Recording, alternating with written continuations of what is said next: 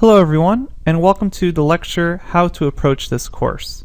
This lecture will go over the basics of how to get the most out of this course. Now, people who are taking this course hopefully fall within three categories. Beginners who have never programmed before, programmers coming in from another language, or intermediate Python programmers. Now I'm going to discuss how you should approach this course depending on what category you're in. First, beginners who have never programmed. Complete beginners should read the notebooks before watching the screencasts. Then, watch the screencasts and follow along.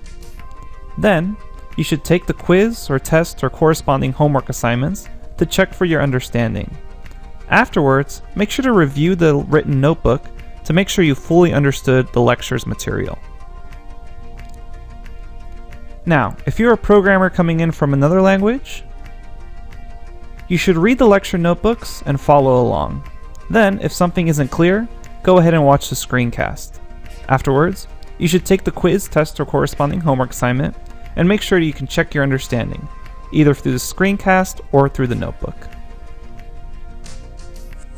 Finally, for intermediate Python programmers, you should read the notebook and make sure you know the topic. If you're an intermediate Python programmer, you can probably skip the first few sections of the course where we discuss Python basics.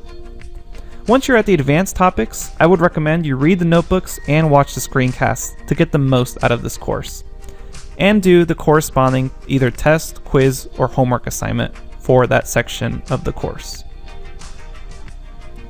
Now, discussion questions.